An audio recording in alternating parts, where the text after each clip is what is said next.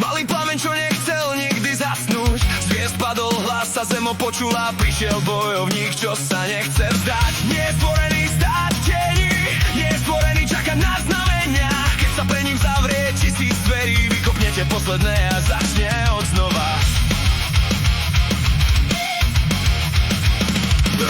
Pálan kráčal cestou, ktorú nikto nepozná.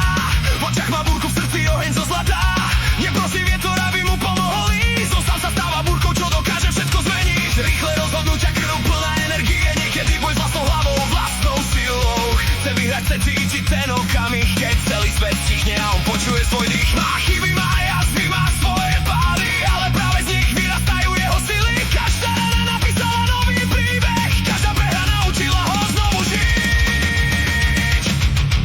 Barán, oheň v krvi má, hlavy, ktorý ani búrka nezasína. Barán, proti hviezdám letí, padne znova stane, ďalej kráča svetom. Barán, srdce ako oceán, duša bojovníka, čo sa nikdy nevzdá. Barán, volanie ohňa, jeho cesta horí až do nekonečná.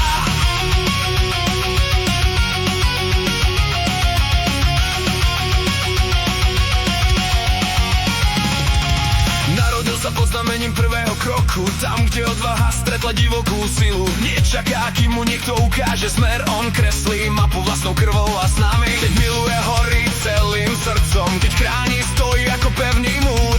Nemá rád pretvárku, falošné úsmavy, radšej pravdu, aj keď niekedy bolí. Je ako blesk nad horami, ako rieka, čo si nájde cestu cez skaly. Nie vždy pokojný, nie vždy pomalý, ale vždy verný tomu, kým naozaj je. Možno raz príde chvíľa, keď únava zaklope na jeho dvere. Možno svet povie, už nemáš silu, ale v jeho vnútri stále